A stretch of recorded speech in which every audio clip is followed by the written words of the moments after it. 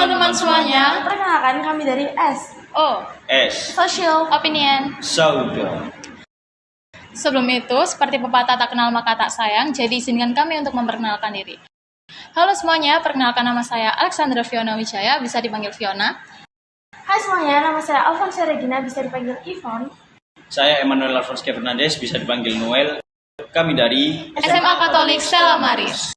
Nah teman-teman, seperti yang ada di judul kita pada hari ini, kita akan membahas mengenai etika berkomentar di sosial media.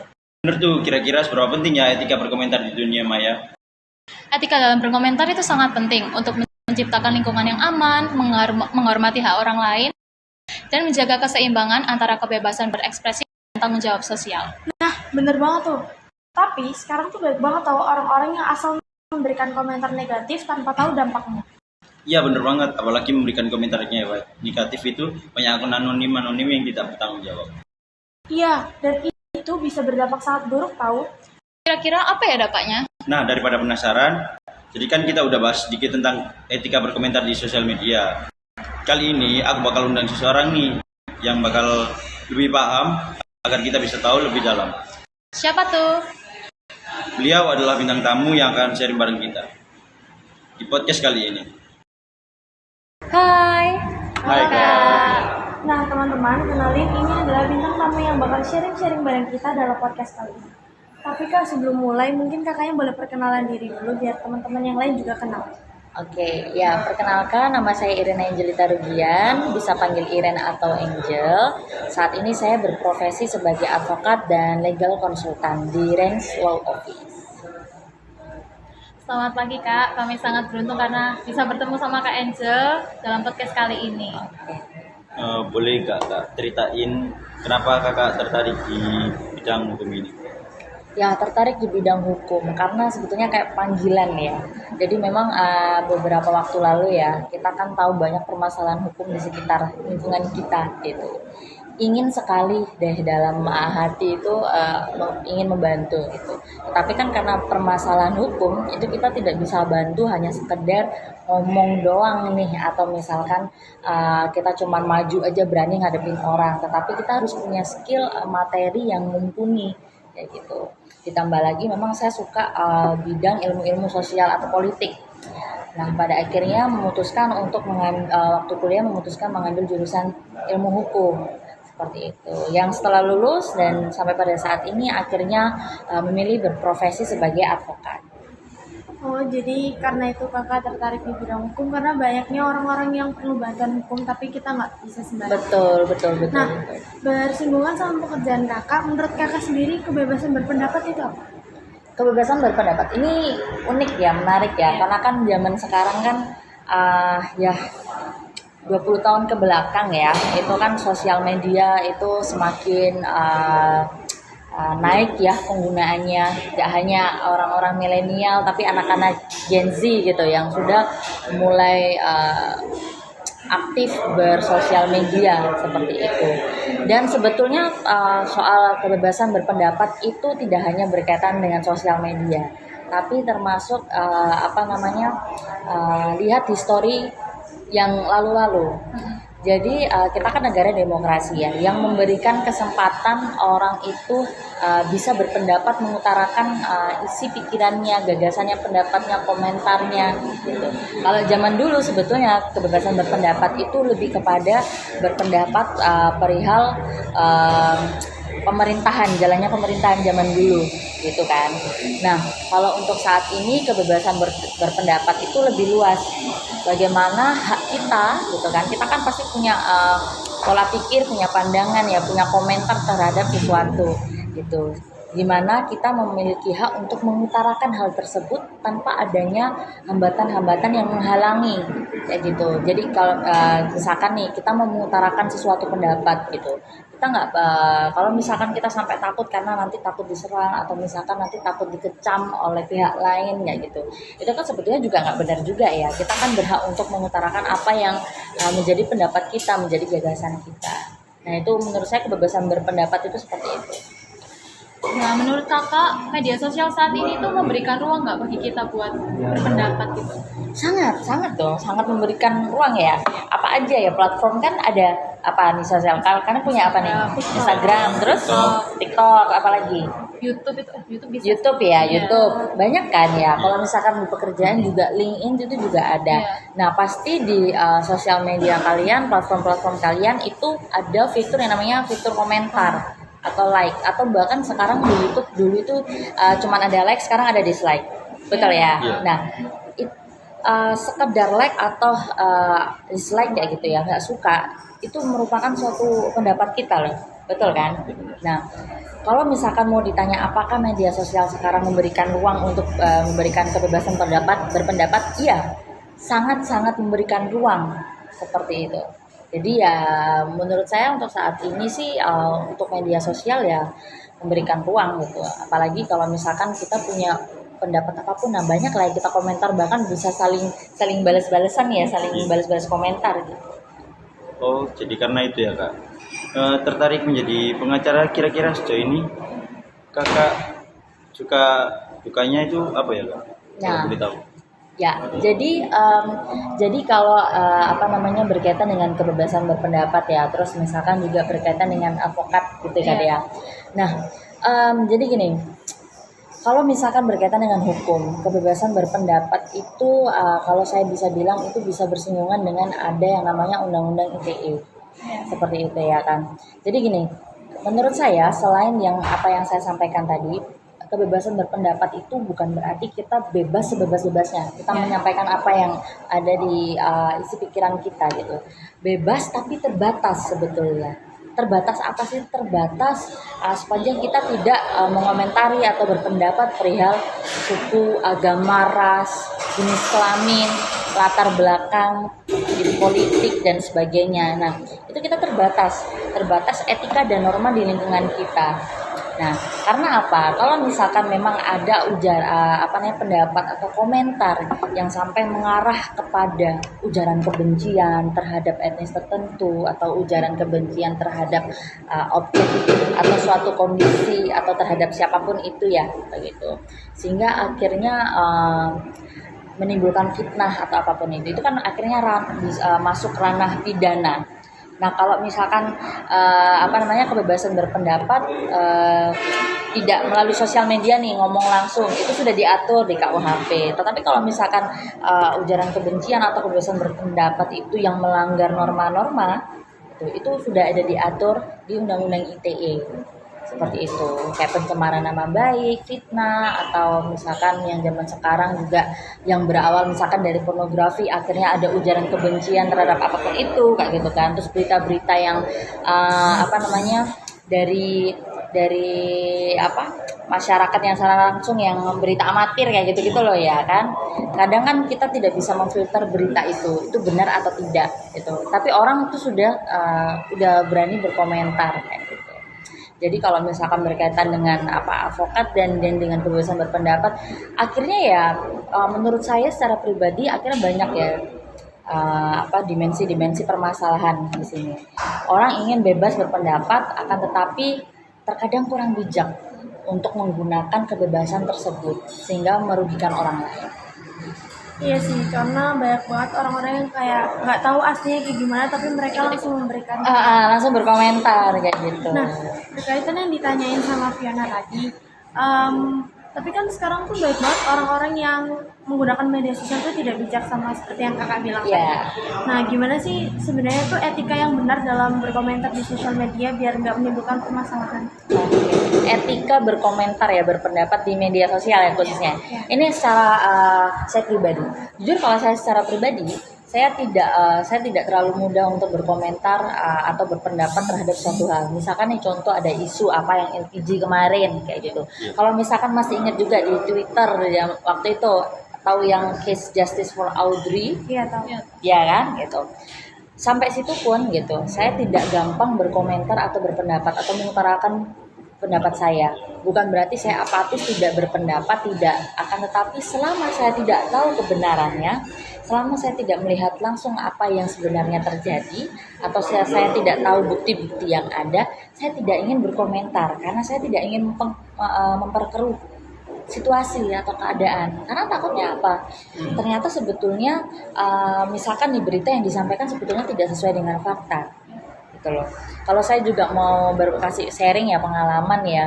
Kalau saya mendampingi klien waktu itu. Ada kayak misalkan klien perihal pencemaran nama baik. Dengan fakta dan bukti yang disampaikan klien kepada saya meyakini kabar yang tersiar di khalayak umum itu tidak benar. Seperti itu contoh satu hal. Makanya kalau misalkan kita mau berpendapat atau berkomentar di sosial media itu sah-sah saja, boleh-boleh saja.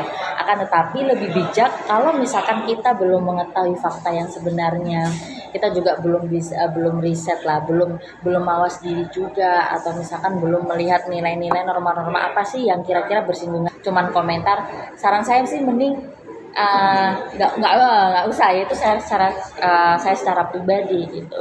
Jadi supaya untuk mengantisipasi lah komentar-komentar atau situasi yang lebih buruk kayak gitu.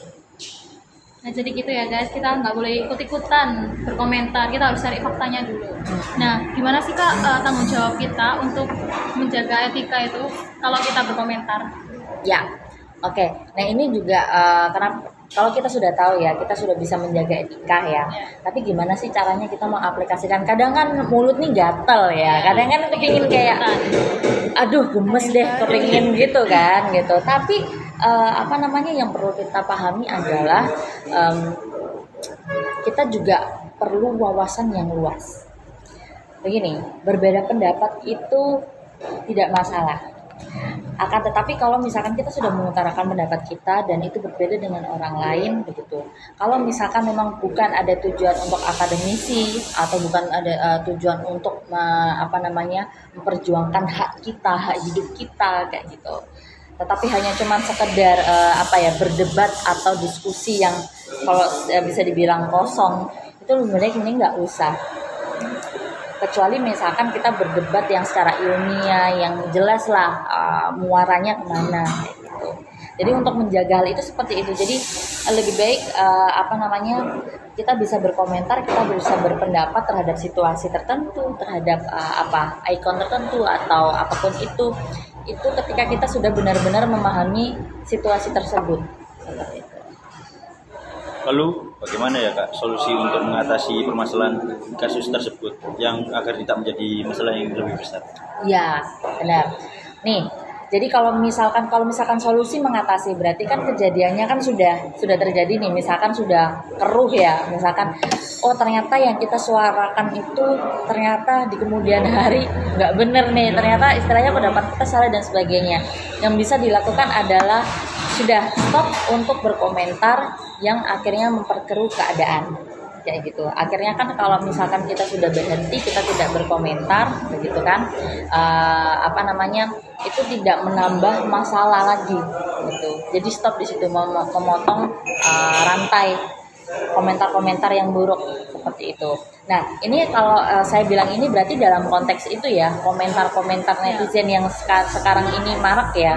Berbeda dengan kalau misalkan kita berpendapat soal pemerintahan, pendapat soal misalkan politik ya, itu kita tidak bisa batasin seperti itu. Akan tetapi jangan sampai kalau misalkan kita mau berpendapat tentang hak kita, tentang suara-suara kita terhadap pemerintahan atau kebijakan, itu kita tetap difasilitasi, kita tetap dilindungi, itu hak kita, itu diatur di Undang-Undang Dasar juga, ada di Undang-Undang HAM.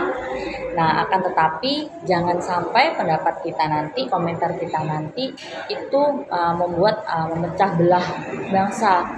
Ada kubu ini, kubu itu, A, B, C, D, E kayak gitu kan. Jangan sampai seperti itu. Jadi kita tetap berpendapat, kita tetap memperjuangkan hak. Akan tetapi kita atur lah ya bahasanya yang seperti apa gitu.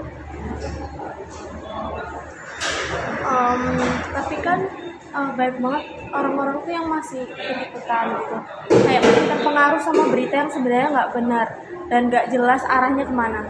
Nah caranya biar orang-orang tuh lebih memilih berita biar nggak terpengaruh sama komentar-komentar gitu gimana ya, kayak mereka tuh masihnya mau ikut-ikutan tapi nggak tahu arahnya kemana. Ya itu tadi seperti yang saya bilang, ada kasus contoh Audrey waktu itu ya. Jadi kan memang karena sudah tagarnya Justice for Audrey itu kan sudah melambung tinggi.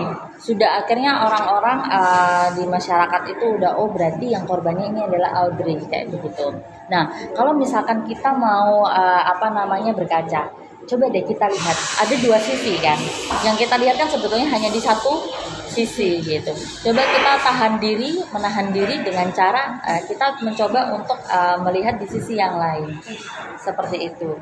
Jadi terus selain daripada itu kita harus memfilter berita-berita yang masuk. Kan zaman sekarang juga ada di YouTube tuh, cuman gambar tapi dikasih voice over, ya kan gitu. Tapi kita tidak tahu kebenarannya seperti apa.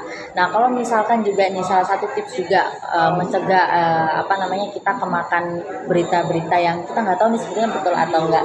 Kalau saya sendiri selama ada berita-berita yang tidak keluar secara resmi dari instansi-instansi seperti kepolisian, mungkin kejaksaan atau yang instansi yang berwenang untuk menyatakan statement itu gitu. Saya kalau saya pribadi saya nggak percaya begitu, atau mungkin keluar statement dari pihaknya langsung. Tapi kalau masih simpang siur, menurut saya nggak perlu dikomentarin juga, nggak perlu nggak perlu berpendapat. Nah, melalui yang udah dijelaskan kakak tadi, kan pasti ada kayak dampaknya buat orangnya. Dari komentar negatif itu, gimana sih dampak yang dialami sama orang yang mengalaminya itu? Oke, dampak yang dialami oleh orang yang mungkin dibully ya, dibully sama. Kalau saya ini menjawab dari sisi klien ya, karena kan ya nggak mengalami gitu loh. Cuman dari sisi klien adalah ya pasti secara mental dia terganggu ya. Terus dalam menjalani kehidupan sehari-hari nggak nyaman karena dihantui dari perkataan-perkataan sosmed kayak gitu, yang diolok-olok lah, atau misalkan diancam lah, kamu nanti saya bunuh, kamu nanti saya ini ya, perkataan-perkataan yang membuat orang itu akhirnya tertekan kayak gitu loh.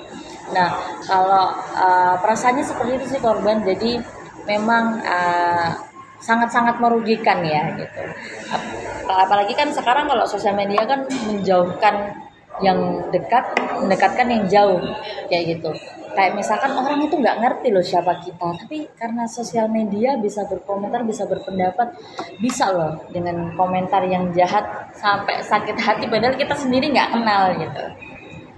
Jadi ya bijak-bijaklah lah kita menggunakan sosial media.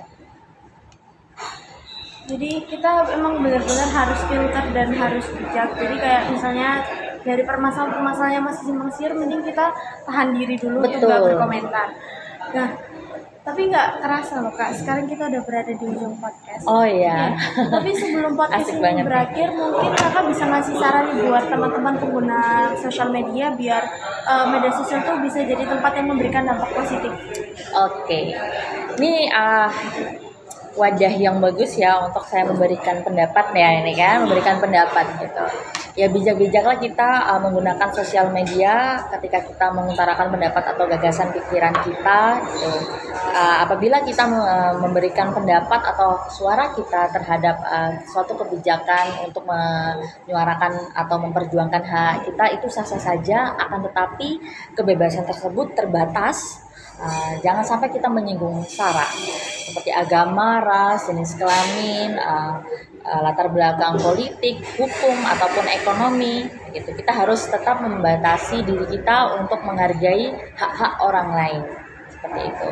Dan jangan sampai sebelum kita berpendapat atau berkomentar tanpa mengetahui fakta terlebih dahulu, kita sudah mengutarakan. Lebih baik jangan seperti itu ya. Jadi kita juga mencoba belajar untuk memahami suatu hal, memandang suatu hal dengan komprehensif, dengan lengkap sebelum kita mengutarakan pendapat, agar setiap komentar kita, pendapat kita yang kita sampaikan di sosial media diterima oleh orang lain itu bersifat positif atau membangun.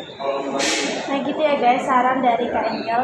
Jadi kesimpulan yang bisa ditarik itu, kalau misalnya emang kita nggak tahu beritanya itu benar atau enggak, beritanya masih simpang siur atau belum dipastikan beritanya itu benar, ini kita tahan diri untuk nggak komentar supaya media sosial itu bisa jadi tempat yang bijak dan tidak menjadi medan perang.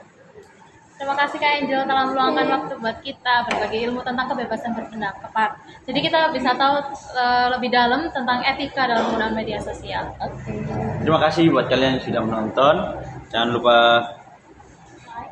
like, komen, share, dan subscribe. Semoga video ini bisa bermanfaat dan bisa buat bahan pikiran Ben buat bi- kalian. Tapi guys, sebelum kita tutup podcast pada hari ini, aku punya pantun yang spesial. Apa tuh? Apa tuh? Buah nanas, buah cherry. Cakep. Campur gula enak sekali. Cakep. Cukup sekian video kali ini, sampai berjumpa di lain hari. Dah.